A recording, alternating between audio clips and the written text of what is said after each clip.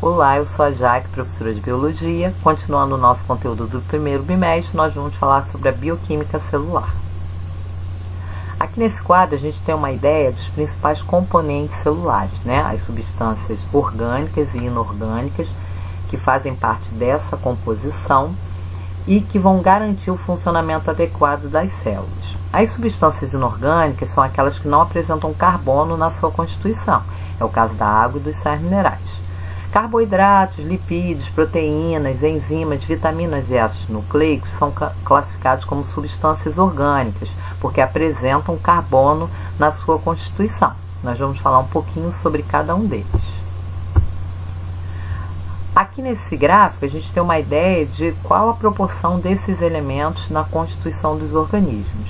Então a água, ela corresponde a 70%, seguida das proteínas com 15%, ácidos nucleicos 7%, carboidratos 3%, lipídios e sais minerais correspondem a 2% e os demais componentes formam 1% dessa composição.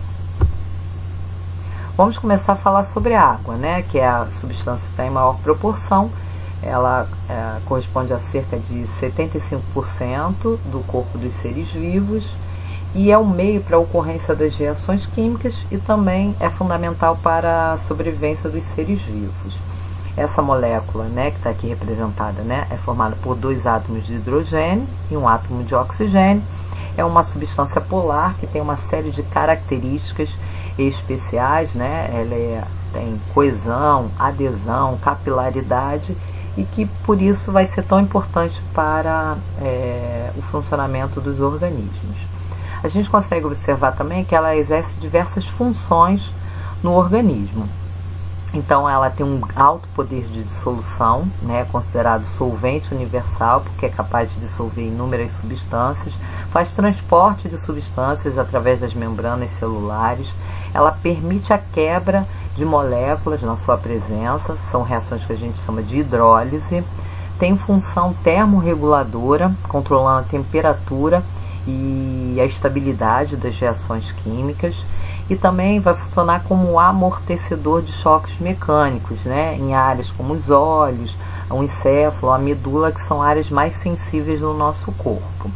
A quantidade de água varia de acordo com 3 critérios principais. A espécie, nós vimos no gráfico anterior que na espécie humana nós temos cerca de 70%, mas nas águas vivas, por exemplo, nós temos 97%.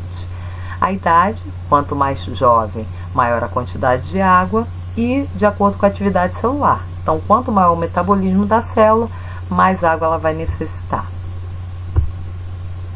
Agora vamos falar sobre os carboidratos ou glicídios, que são compostos orgânicos, né? Eles são os principais combustíveis celulares, exercendo função energética, mas também função plástica.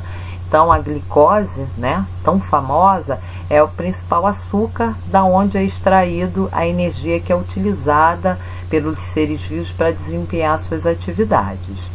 Nos vegetais, nós temos o armazenamento de carboidratos na forma de amido. Já nos animais é na forma de glicogênio. Mas nem todos os carboidratos eles têm função energética. Por exemplo, a celulose e a quitina, eles fazem parte de estruturas, né, das plantas, dos insetos e dos fungos. Vocês devem lembrar que na aula anterior a gente falou que as plantas têm uma parede celular que é constituída por celulose, né? A quitina, ela faz parte do esqueleto externo, que a gente chama exoesqueleto dos insetos, e também da parede celular dos fungos.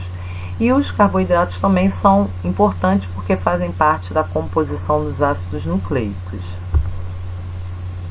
Os lipídios, eles têm função principalmente energética no nosso corpo, apesar de poder ter outras funções biológicas diversas, né? Então, carotenos, ceras, triglicerídeos, como os óleos e gorduras, fosfolipídios e esteroides, são os principais lipídios, que são compostos formados pela união de ácidos graxos com o álcool. Uma característica chamativa desse grupo é a insolubilidade em água, mas eles são solúveis em compostos orgânicos, em solventes orgânicos, né? como é o caso do éter, do álcool e do clorofórmio. Então, além da função energética, como eu falei, eles fazem parte da estrutura das membranas celulares, podem fazer isolamento térmico e elétrico, além de ter função hormonal. O próximo grupo é o das proteínas, né? Falei que elas são macromoléculas, ou seja, elas são moléculas muito grandes, formadas por unidades menores, que são os aminoácidos. Esses aminoácidos estão ligados através de ligações peptídicas. As proteínas também podem ter funções diversas, né? Embora tenham a principal função plástica e energética, mas elas podem exercer funções diversas, fazendo parte da constituição dos tecidos, das membranas celulares e do envoltório dos vírus, fazendo parte da estrutura dos organismos. A actina e miosina são proteínas especiais que auxiliam na contração muscular. Algumas proteínas têm função hormonal. Elas também podem, através da produção de anticorpos, fazer a defesa imunitária dos organismos, além de ter ação enzimática, ou seja, acelerar as reações químicas, né? Então, essas reações vão ocorrer de maneira mais rápida e exigindo um menor consumo de energia. A gente consegue observar aqui nesse gráfico. Então, com a enzima, o consumo energético, né? A energia de ativação é menor do que sem essas enzimas. Os sais minerais e vitaminas, eles são compostos que são considerados reguladores. Eles são exigidos em pequena quantidade, mas são fundamentais para o metabolismo. Então, por exemplo, os sais minerais a gente encontra de duas formas no nosso organismo. Ou solúvel, na forma de íons, ou insolúveis, formando estruturas esqueléticas, onde eles vão dar rigidez aos órgãos. Aqui eu listei alguns dos principais sais minerais e as suas funções, né? O cálcio, que faz parte da composição dos ossos e dentes, participa da coagulação do sangue e da contração muscular. O fósforo, que também está presente na formação de ossos e dentes, faz parte da constituição dos ácidos nucleicos, da molécula energética do nosso corpo, né? Que é a molécula de ATP, que armazena energia, e está presente na composição das membranas celulares. O ferro, que está na hemoglobina, presente nas nossas hemácias ou glóbulos vermelhos, fazendo o transporte de oxigênio. O iodo, que está presente nos hormônios da tireoide. O magnésio, relacionado ao relaxamento muscular e à formação de ossos e dentes. O sódio e o potássio, que fazem equilíbrio iônico osmótico, permitem o bom funcionamento das membranas e auxiliam no impulso nervoso. O cloro, que faz equilíbrio hídrico da célula, e o flúor, que está na formação óssea e dentária. Então, as vitaminas, assim como os sais minerais, são compostos que são reguladores, exigidos em pequeníssima quantidade, e são classificados em dois tipos. Aquelas que são solúveis em água, a gente chama de hidrossolúveis. É o caso da vitamina C e das vitaminas do complexo B. As solúveis em lipídios são as lipossolúveis, né? Vitamina A, D, E e K. E por fim, nós temos os ácidos nucleicos.